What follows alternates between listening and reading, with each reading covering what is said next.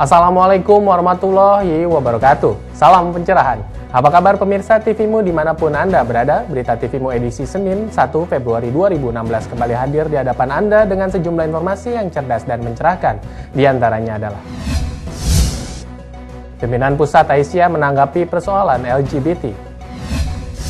Ketua Umum Pimpinan Pusat Muhammadiyah Haidar Nasir kukuhkan pimpinan wilayah Muhammadiyah dan Aisyah Sumatera Utara periode 2015-2020. Serta sejumlah informasi dari dunia internasional. Bersama saya Boy Aditya, inilah berita TVmu selengkapnya.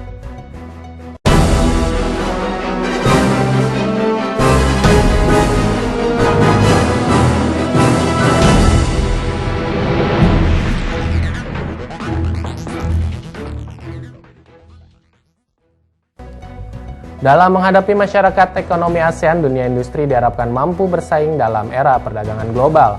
Untuk itu, kualitas kerja perlu ditingkatkan agar mutu barang dan jasa lebih baik, khususnya mengoptimalkan segi keselamatan dan kesehatan kerja atau K3. Untuk memprakarsai bulan ketiga nasional yang telah dicanangkan pada tanggal 12 Januari lalu, Fakultas Kedokteran dan Kesehatan Universitas Muhammadiyah Jakarta menggelar seminar nasional mengenai keselamatan dan kesehatan kerja dengan tema strategi peningkatan budaya ketiga untuk mendukung produktivitas dan daya saing di pasar internasional. Dalam menghadapi perdagangan global, perlu ada desain yang terkait dengan kompetensi keselamatan dan kesehatan kerja. Saat ini arus barang begitu bebas, namun dengan catatan barang yang dihasilkan harus dari orang-orang yang memiliki skill di bidang kesehatan dan keselamatan kerja. Seperti yang disampaikan Amrin selaku Direktur PN3K. Dengan kompetensi K3, tidak hanya menghasilkan kualitas barang saja, tapi bisa juga meningkatkan lebih jauh kesejahteraan karyawan dan pegawai di Indonesia yang siap memiliki kompetensi K3. Sangat terbuka. Dalam artian begitu ada namanya channel di luar negeri yang dihubungkan dengan sertifikasi kompetensi K3 karena memang sudah memiliki kompetensi di bidang K3, diharapkan bahwa tingkat kesejahteraan karyawan-karyawan kita, pegawai-pegawai kita yang di Indonesia ini, yang bekerja di Indonesia ini akan jauh lebih meningkat daripada bekerja di dalam negeri. Sebaliknya juga dari sana untuk dikembangkan kalau mereka-mereka yang dari luar negeri itu ingin ke Indonesia dengan memiliki kompetensi, itu jauh juga akan menambah penghasilan yang cukup besar. Gitu. Nah inilah yang kita harapkan dengan pertukaran MEA ini, kita harapkan adalah dampaknya mampu meningkatkan kesejahteraan pekerja-pekerja kita yang siap dan ready untuk memiliki kompetensi di bidang keselamatan dan kesehatan kerja. Sementara itu, Direktur Bina K3 Kementerian Tenaga Kerja Dewi Rahayu justru lebih mengutarakan harapannya dari terselenggaranya seminar ini. Menurutnya dari seminar ini Universitas Muhammadiyah Jakarta mampu mengembangkan K3. Khususnya dalam mencetak mahasiswa yang kooperatif serta mengikuti perkembangan zaman secara internasional. Saya rasa cukup siap di sini, apalagi dengan adanya dibukanya peminatan K3 di sini. Artinya bukan hanya mahasiswa, tetapi perguruan tinggi di sini UMJ sudah siap dengan adanya membuka satu peminatan mengenai K3 ini. Harapan saya tentu UMJ ini lebih dapat mengembangkan mengenai K3 dan dalam hal mencetak mahasiswa yang job oriented ini tetap mengikuti perkembangan zaman, artinya perkembangan teknologi industri, kemudian perkembangan secara internasional. Sejauh ini di Indonesia sudah ada 23.000 lebih SDM K3. Di antaranya ahli K3 umum dan ahli K3 spesialis, petugas, operator, dokter perusahaan, dan para medis yang sudah menyiapkan diri untuk menghadapi masyarakat ekonomi ASEAN ini. Safri Esa, Surya Saputra memberitakan dari Jakarta. Universitas Muhammadiyah Profesor Dr. Hamka menggelar Seminar Nasional Teknoka 2016 dengan tema pemanfaatan teknologi untuk Indonesia yang berkemajuan. Seminar ini digelar untuk mengembangkan inovasi, teknologi, dan informasi di Indonesia. Untuk menghadapi teknologi yang semakin berkembang khususnya di bidang teknik, Universitas Muhammadiyah Profesor Dr. Hamka melalui Seminar Nasional Teknoka 2016 para mahasiswa mencoba dikenalkan sudah sejauh mana teknologi telah berkembang pesat seperti cloud computing, metalurgi, dan teknologi komunikasi 4G. Sebagai ketua pelaksana, Sugeng mengharapkan ada sinergi dari seminar ini. Tidak hanya menyerap ilmu dari narasumber, tapi bisa bekerja sama dalam membuka lapangan kerja melalui inovasi. Harapan ke depan tentunya dari seminar ini bukan hanya sekedar menghasilkan menyerap ilmu pengetahuan dari berbagai narasumber, tetapi juga kita bisa bersinergi. Ya, Pak Lingga ini kan dari praktisi dan dia memiliki sebuah perusahaan. Tentunya nanti kita bisa bersinergi dengan link and match dengan perusahaannya Pak Lingga. Kemudian dari Bapak Dirjen Inovasi itu juga bisa bisa berbagi mungkin hal-hal yang terkait dengan inovasi teknologi informasi di Indonesia tentunya. Seminar Nasional Teknoka 2016 kali ini dibuka oleh Wakil Rektor 2 Gunawan Suryo Putro, sedangkan untuk narasumber diisi oleh Jumain AP selaku Dirjen Penguatan Inovasi Kemenristek Dikti, Pakar Teknologi Informasi Indonesia Onowe Purbo, dan Lingga Wardana yang merupakan CEO dari PT Floatway System. Safri Esa, Surya Saputra memberitakan dari Jakarta.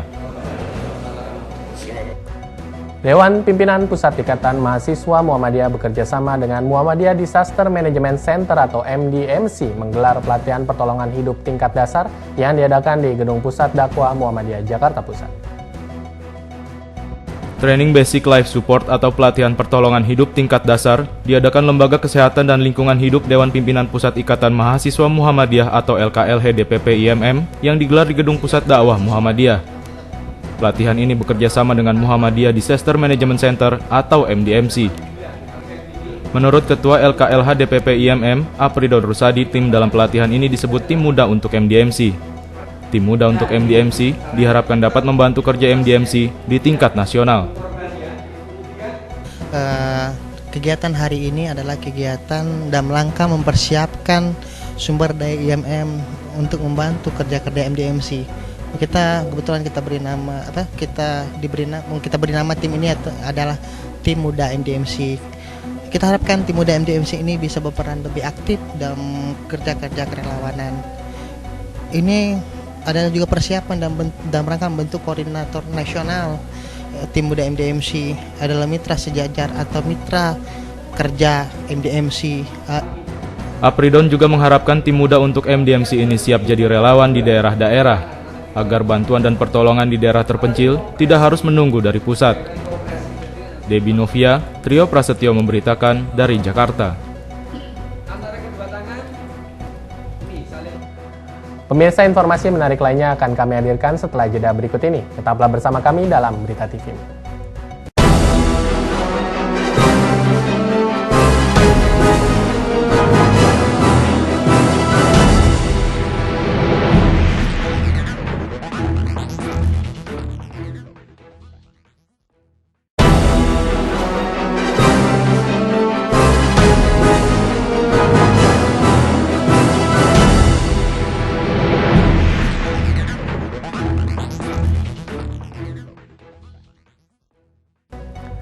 Pemirsa, terima kasih masih bersama kami dalam Berita TV-mu. Majelis Tarjih dan Tajdid Muhammadiyah menggelar sarasehan peran kelembagaan dalam mempersiapkan generasi emas. Acara ini turut dihadiri oleh Gubernur Jawa Timur Soekarwo, seluruh anggota Majelis Tarjih dan Tajdid, serta perwakilan PP Aisyah sebagai pembicara. Majelis Tarjih dan Tajdid Muhammadiyah menggelar rapat kerja tingkat pusat dan seminar nasional fikih anak yang diawali dengan sarasehan peran kelembagaan dalam mempersiapkan generasi emas. Acara sarasehan dilaksanakan di Gedung Universitas Muhammadiyah Surabaya, Jawa Timur yang dihadiri oleh Gubernur Jawa Timur Soekarwo. Ketua Pimpinan Pusat Muhammadiyah Majelis Tarjih dan Tajdid Yunahar Ilyas dan Pimpinan Pusat Aisyah Siti Aisyah sebagai pembicara. Dalam rapat kerja tingkat pusat Majelis Tarjih dan Tajdid, nantinya diharapkan mampu merumuskan langkah yang lebih cepat, tepat terhadap pembangunan IMTAK. Yang merumuskan langkah yang lebih cepat, tepat terhadap membangun IMTAK itu. Kalau itu bisa dilakukan lebih cepat, maka bangunan ipteknya dibangun lebih bagus lagi, lebih cepat lagi. Adapun peserta yang hadir dalam acara sarasehan ini adalah seluruh anggota Majelis Tarjih dan Tajdid se-Indonesia dan pimpinan pusat Aisyah. Isviswari Nilakandi, Asrul Sabtono memberitakan dari Surabaya, Jawa Timur. Pemirsa, Muhammadiyah yang merupakan organisasi masyarakat terbesar di Indonesia tentu memiliki peran yang besar pula terhadap kemajuan setiap daerah. Gubernur Jawa Timur Soekarwo mengatakan peranan Muhammadiyah di Jawa Timur sangat besar terutama dalam pembangunan basis spiritualitas. Muhammadiyah sebagai organisasi Islam yang besar di Indonesia terbukti memiliki peran yang besar pula terhadap perkembangan dan kemajuan di berbagai daerah di Indonesia. Mulai dari amal usaha yang dimiliki Muhammadiyah seperti rumah sakit, perguruan tinggi Muhammadiyah, dan masih banyak lagi. Ditemui dalam acara sarasehan rapat kerja tingkat pusat Majelis Tarjih dan Tajdid pimpinan pusat Muhammadiyah di Universitas Muhammadiyah Surabaya, Soekarwo selaku Gubernur Jawa Timur mengatakan peran Muhammadiyah di Jawa Timur sangat besar, terutama dalam pembangunan basis spiritualitas. Dari segi pembangunan basis di spiritualitas sangat besar, karena kehidupan masyarakat dengan basis spiritualitas adalah basis yang sangat mendasar dalam pembangunan manusia.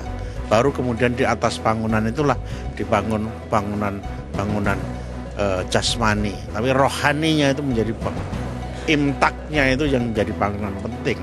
Ipteknya itu baru kemudian. Dengan peran Muhammadiyah diharapkan masyarakat Jawa Timur pada khususnya dan seluruh Indonesia pada umumnya dapat memperkuat basis spiritualitas yang sangat mendasar. Isviswari Nilakandi, Asrul Sabtono memberitakan dari Surabaya, Jawa Timur. Pentingnya mempersiapkan generasi bangsa yang berkualitas baik secara jasmani, rohani, dan akal telah dipersiapkan Aisyah sejak 1919. Memasuki abad kedua, Aisyah telah merancang secara simultan untuk mencetak generasi emas. Sebagai organisasi otonom Muhammadiyah, Aisyah telah melakukan berbagai langkah dalam mempersiapkan generasi emas. Pemikiran mengenai pentingnya mempersiapkan anak-anak generasi emas telah dipersiapkan sejak awal Aisyah berdiri pada tahun 1919. Anak-anak generasi emas ini kemudian akan dididik menjadi anak-anak berpribadi paripurna, cerdas, mandiri, memiliki kemampuan sosial dan menjadikan penerus bagi perjuangan. Memasuki abad kedua, Aisyah telah merancang secara simultan langkah-langkah dalam mempersiapkan generasi emas. Memang memasuki abad kedua kita sudah merancang secara simultan ya. Untuk generasi emas ini kan bukan hanya anaknya tapi juga orang tuanya, kemudian juga komunitasnya. Kan kadang-kadang di masyarakat anak-anak tempat bermain aja sekarang susah gitulah ya, sehingga kan kemudian komunitas yang peduli dengan anak-anak. Nah, selama ini sekarang kan kadang-kadang kepedulian terhadap anak-anak tetangga. Kalau dulu kan di masyarakat ya masih orang tua pergi, anak-anak dia bisa bermain dengan tetangga. Nah, sekarang kan susah. Kadang-kadang tidak saling menegur, tidak saling menyapa. Lah inilah kita kembangkan kembali kepedulian masyarakat untuk kepentingan anak-anak. Siti Aisyah menambahkan, sasaran dari generasi emas ini selain anak yaitu wali murid, sehingga tercipta lingkungan keluarga yang penuh rahmah, cinta kasih, dan nir kekerasan. Langkah lain yang dilakukan Aisyah yaitu mengembangkan sekolah dasar, menengah, dan perguruan tinggi. Isviswari Nilakandi, Asrul Sabtono memberitakan dari Surabaya, Jawa Timur. Merebaknya komunitas LGBT di berbagai perguruan tinggi di Indonesia membuat resah. Siti Aisyah selaku pimpinan pusat Aisyah mengatakan perlu adanya pendampingan bagi orang-orang yang tergabung dalam komunitas tersebut. Maraknya komunitas LGBT atau lesbian, gay, biseksual, dan transgender di kampus-kampus membuat resah berbagai pihak. Siti Aisyah selaku pimpinan pusat Aisyah mengatakan adanya LGBT dikarenakan adanya disorientasi, juga bisa dikarenakan salah asuh. Orientasi mengenai who am I sejak kecil memang harus dikenalkan bahwa anak memiliki identitas mengenai seksualitas dapat menjaga diri sehingga perkembangan intelektualitas sejalan dengan kemampuan dirinya. Bagi Aisyah, orang yang tergabung dalam LGBT merupakan sasaran dakwah dan harus diberikan pendampingan. Lah kalau LGBT ini kan bagi kita itu adalah sasaran dakwah ya. Ya, artinya apa? Kita aja ya kalau mereka ini kan masalahnya masalah yang komprehensif lah ya. Bisa masalah kalau yang masalah fisik, masalah hormonal misalnya ya, itu kan mestinya harus ada terapi. Kalau masalah psikis memang juga psikis. Masalah sosial kami melihatlah bahwa sebenarnya itu mereka ya perlu ada pendampingan, itulah ya. Perlu ada pendampingan dan ini bagian dari dakwah kita. Siti Aisyah menambahkan, peran orang tua dan keluarga sangat besar dalam memperbaiki anak LGBT. Dan pendampingan merupakan bagian dari dakwah Aisyah dalam mengatasi LGBT. Isfi Nilakandi, Asrul Sabtono memberitakan dari Surabaya, Jawa Timur.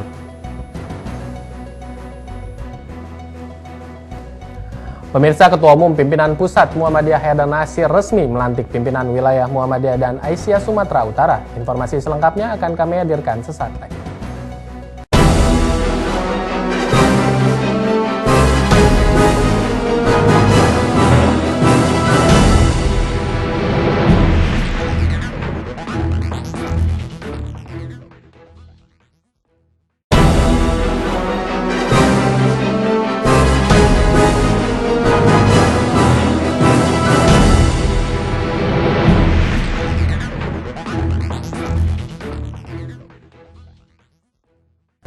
Pemirsa, terima kasih masih bersama kami dalam Berita TV-mu.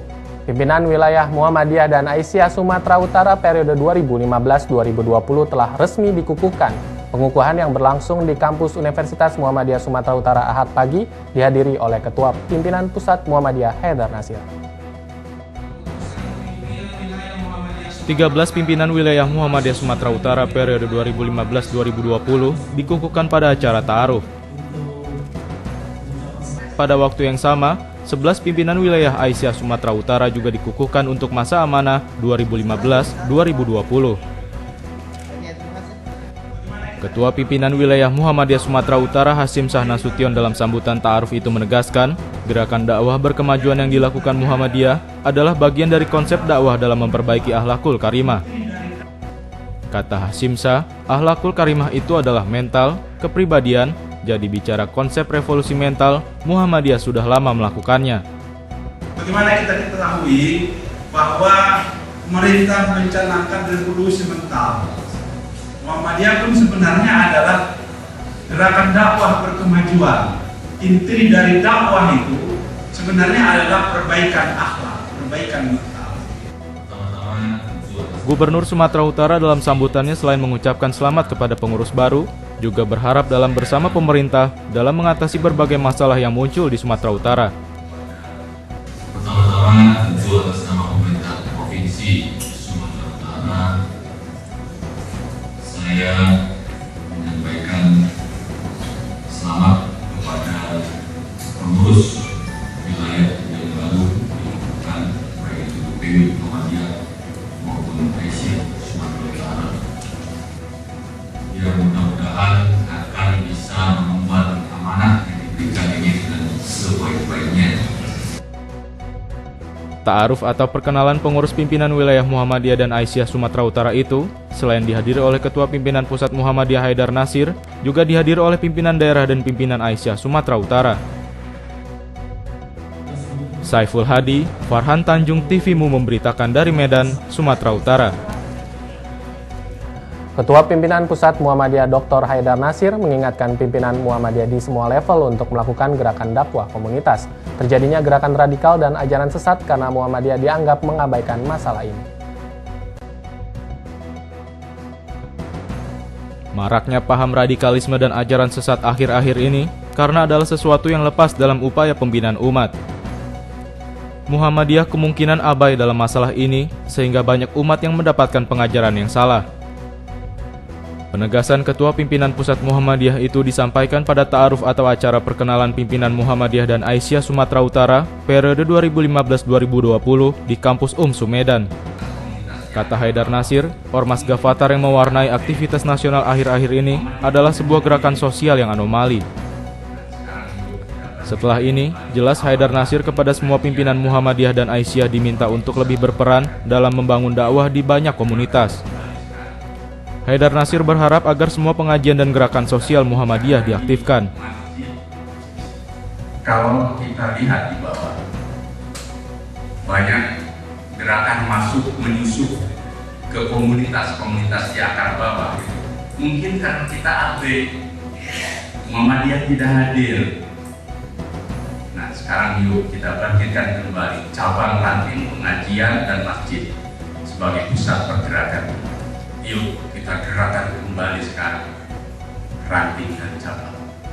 Kita hidupkan lagi masjid dan jamaah. Kita gerakan kembali pengajian di bawah. Baru di situ Muhammadiyah hidup dan memberi manfaat atau maslahat buat masyarakat. Kalau seperti ini yang kita lakukan, insya Allah tidak ada waktu lagi kita untuk konflik, untuk perbedaan pandangan, untuk berbenturan satu sama lain. Karena kita punya tanggung jawab besar menghidupkan umat di basis masyarakat bawah. Usai ta'aruf dan perkenalan, pimpinan wilayah Muhammadiyah dan Aisyah mendapatkan ucapan selamat dari pengurus Muhammadiyah dari berbagai tingkatan di Sumatera Utara. Saiful Hadi, Farhan Tanjung, TVMU memberitakan dari Medan, Sumatera Utara. Gubernur Sumatera Utara Tengku Ferry Nuradi menyambut baik rencana Muhammadiyah melakukan ekspansi perluasan area dakwah Muhammadiyah di 8 kabupaten dan kota yang dilakukan dalam 5 tahun ke depan. Penegasan Ketua Pimpinan Wilayah Muhammadiyah Sumatera Utara Hasyim Nasution untuk melakukan ekspansi ke 8 kabupaten kota di Sumatera Utara disambut Gubernur Sumatera Utara Tengku Ferry Nuradi. Muhammadiyah di Sumatera Utara saat ini memiliki 25 pimpinan daerah Muhammadiyah dan Aisyah dari 33 kabupaten dan kota yang ada. Rencana 5 tahun ke depan itu disampaikan Hasyim Syah kepada Gubernur pada kegiatan ta'aruf atau perkenalan pimpinan wilayah Muhammadiyah dan Aisyah periode 2015-2020 di kampus Medan pada Ahad pagi. Ketua Pimpinan Wilayah Muhammadiyah Hasyim Syah menjelaskan, perluasan jangkauan dakwah Muhammadiyah itu akan menjadi prioritas Muhammadiyah Sumatera Utara ke depan. Dan dalam waktu dekat mungkin di daerah Kumbangas Untukan akan ada begitu ranting di daerah Nias, Pulau Batu dan seterusnya. Dan mudah-mudahan pada periode ini target kita tingkat ranting perbandingannya dengan jumlah desa dan kelurahan di Sumatera Utara bisa mencapai sekitar 30% dan seterusnya nanti. Gubernur Sumatera Utara Tengku Ferry Nuradi menyambut baik berbagai program yang sudah dihasilkan Muhammadiyah dan Aisyah pada Muswil ke-12 di Kota Kisaran November 2015 lalu. Tentunya juga kegiatan-kegiatan dakwah Islam, amar ma'ruf nahi munkar yang dilaksanakan oleh organisasi Muhammadiyah telah semakin memantapkan eksistensi serta kinerja organisasi ini. Yang tentunya ini adalah satu hal yang sangat positif. Juga hadir hari ini pengurus daerah bisa disampaikan oleh ketua yang ada 24 kalau salah dari 3 kabupaten kota. Saiful Hadi, Farhan Tanjung, TVMU memberitakan dari Medan, Sumatera Utara. Pemirsa, selanjutnya mari kita simak kilas internasional yang telah kami rangkum berikut ini.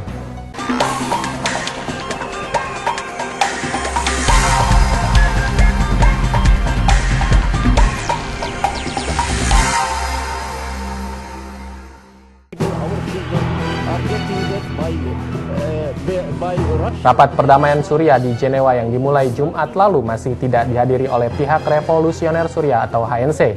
Juru bicara HNC Salim Al-Meslet bertatap muka dengan utusan PBB Mistura untuk membicarakan soal persyaratan-persyaratan yang diberikan HNC agar berkenan menghadiri rapat perdamaian tersebut.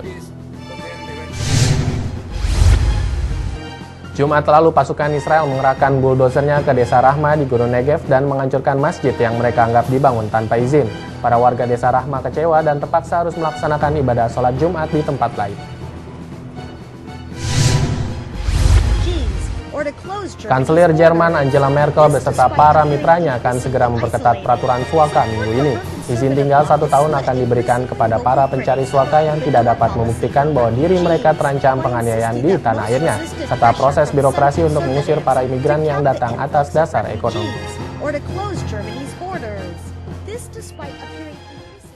Pemirsa Kilas Internasional tadi sekaligus mengakhiri perjumpaan kita pada kesempatan kali ini. Saya Boy Aditya dan kru TVmu yang bertugas pamit undur diri dari hadapan Anda. Salam pencerahan. Wassalamualaikum warahmatullahi wabarakatuh.